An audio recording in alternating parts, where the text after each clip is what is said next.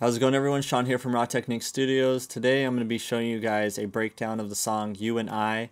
I'll have the artist information down below. You can check out the full music video in the description if you want to watch that full thing and connect with the artist.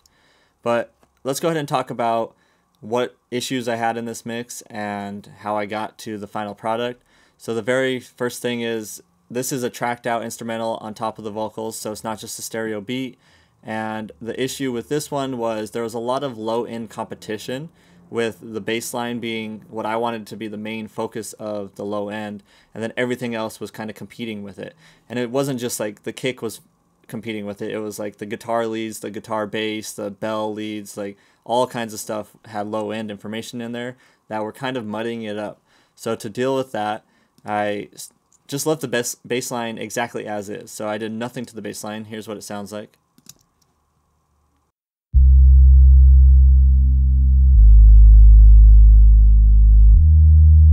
So just a nice smooth sound. Now, depending on the song you're working on, you might want to gritty it up and add some like saturation in parallel or something like that.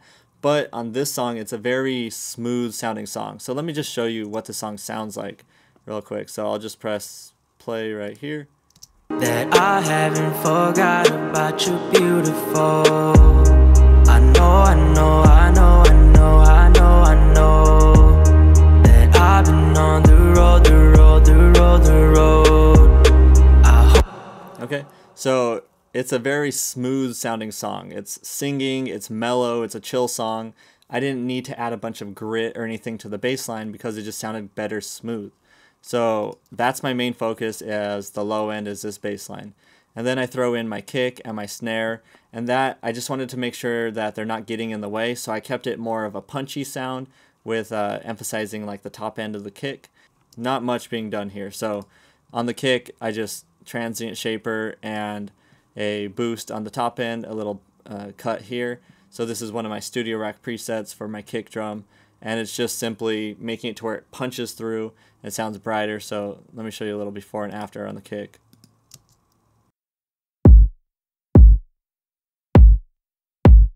I'm not really pushing it forward in the mix. I'm letting that bass line kind of stay there, and the kick is still getting that transient information in there, but it's not the main like on top sound for the low end. And then the main part that I had a lot of issues with was getting the bass line and these other instruments to really fit together. So let me just show you the bass line and all of these here without the plugins.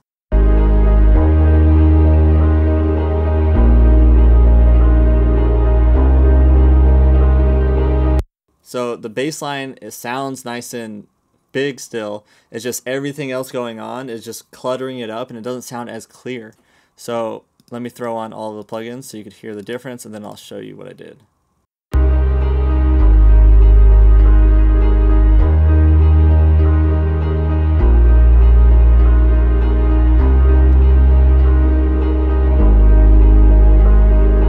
Notice how when I take the plugins off, it sounds like it masked the bass compared to when they're on. It just sounded a little bit more clean. So what I'm doing is I just went down the order. So I started with my bass line and this bell lead, and the bell lead I'm doing some MS EQ as well as some widening. So on the MS EQ I'm doing some reduction on the low end for both the sides and the center. And then on the mid section on the EQ, I'm doing a little bit of a reduction in the mid, but a lot of reduction on the sides, and a little bit of a boost on the mid section in the highs, and then just a little bit of leveling out here, just tiny bit, not a whole lot at all. So the sides are being brought up 0.5 dB.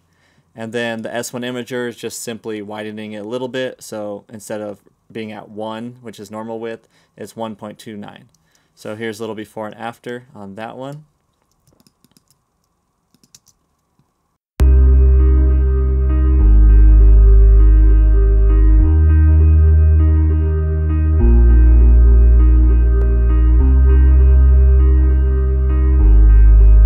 Notice how it just gets out of the way of the center a little bit. So that's what I did there. And then I had the guitar bass.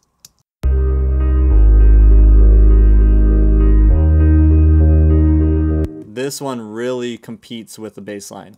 So on the EQ here, what I'm doing is just completely smashing or completely filtering out the low end, and then really taming this part right here where it really just got in the way of the bass. So a little before and after on this.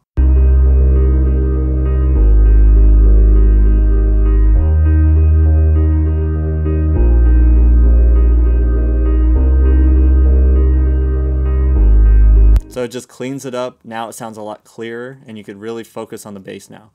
And then I wanted to throw in the S1 imager just to really widen this sound.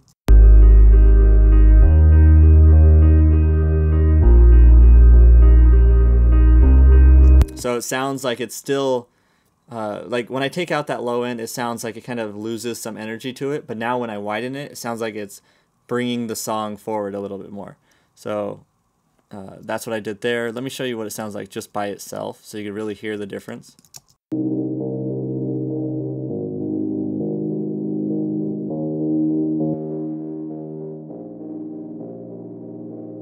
Alright, so it lost all of that main drive, that low end. That's because of the bass line. I didn't want to get in the way of that, and then it kind of spreads it out and it gets the focus on the sides. Then the guitar lead.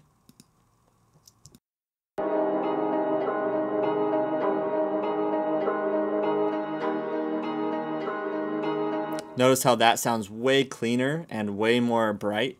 That just fits better in the song. So if I put these three back, or these four in, here's without the EQ, and then I'll put it back on.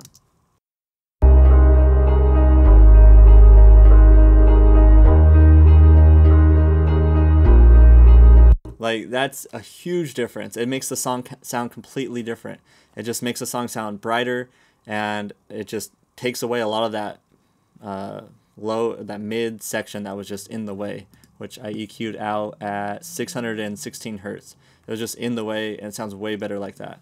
Then the vocals, I do a lot of processing on vocals, especially when the artist is requesting for a specific sound. So the artist really wanted a heavy reverb sound to this track, and that's what we ended up getting to eventually after a couple of revisions, because I usually don't mix stuff as wet on the reverb as this, but this is what the artist specifically wanted for this type of song, and it ended up fitting really well. So I'm glad we got to this point.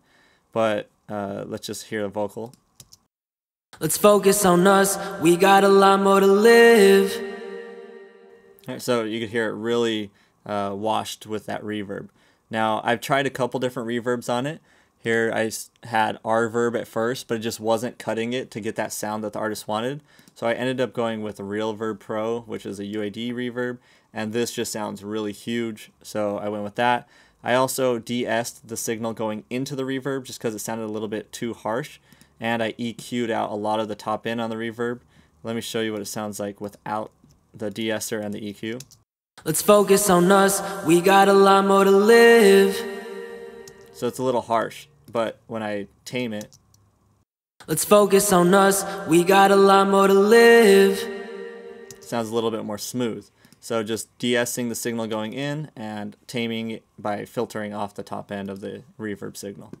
So I am using delay on the second part of the chorus, and it is triggered with a sidechain for the delay, and it's triggered to the vocals. So whenever the vocals are playing, it's brought down, and whenever there's a little gap, it's brought up. I know that I've been on the road. So that worked with this second part, because the second part has a little bit more momentum to it. There's a second vocal being added in here. I know that I've been on the road. I hope you know. Okay, so it just sounds a lot bigger in that section. Now, in this vocal right here, to get that really wide sound, I'm using Real ADT to spread it out. Here it is without Real ADT. I know that.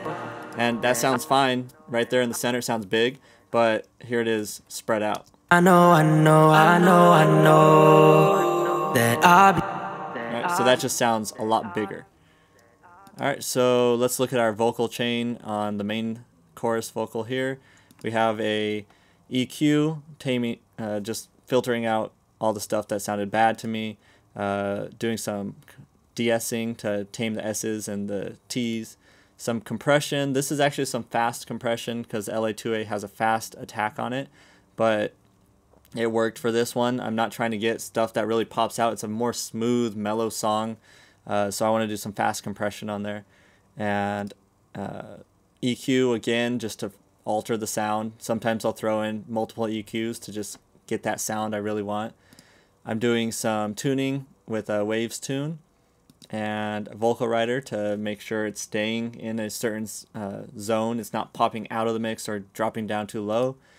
I'm also doing some more limiting, which is it's a 4:1 ratio, so it's a limiter but with only a 4:1 ratio, so it's not too heavy, but just to make sure everything is nice and smooth. I have a gate on here, so the in-between parts, they had a little bit of noise, so I'm gating that out. Reverb, delay on certain sections, and triggered by the sidechain on the delay. So that's my vocal chain there. Same thing on this other one, but I'm not using the gate or the trigger or the delay. So that's the difference. I am running all my vocals into a vocal sum, and they have a Puig Tech on it. So this is just adding some low end, and that's it. So I'm doing a 2 dB boost at 100 Hertz. Here's a little before and after on this. Let's focus on us, we got a lot more to live. Let's focus on trust, cause I got a lot more to give. Just makes the vocals sound a little bit thicker, and they fit the track a little bit better. After that, I'm running everything into the sum, and on the sum, I'm going with an SSL compressor, slow attack, fast release, a J37 just to get a certain sound, a tape emulation sound, an oxide, same thing, tape emulation sound, a third tape emulation sound. Those 3 tape emulators, for some reason, I like how they sound together, so I stack them. Filtering off top and bottom. The Fairchild 670, this is just simply to compress everything and get it a little bit fatter sounding. So I'll show you a little before and after on this. And although we're apart, feel like our love is at risk. Just look at the stars.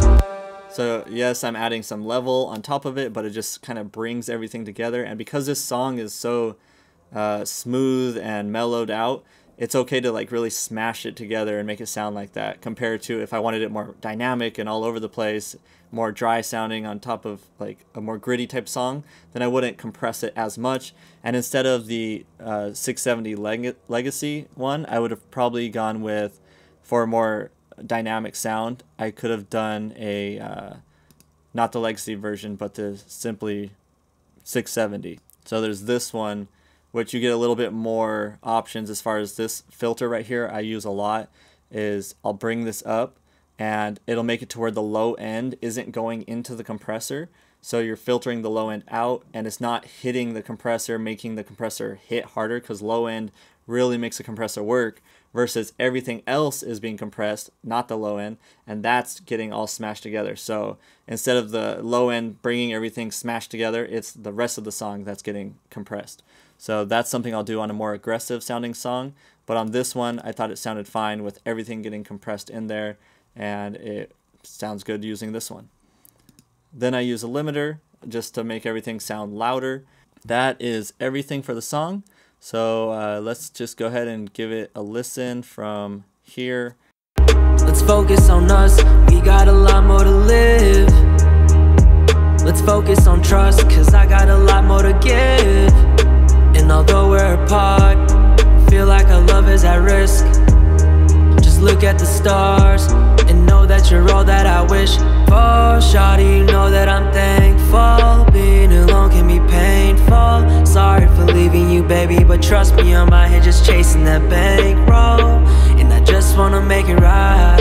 Can we push through another fight? Till the end, you know that I'll try for you and I know that I've been on the road. I hope you know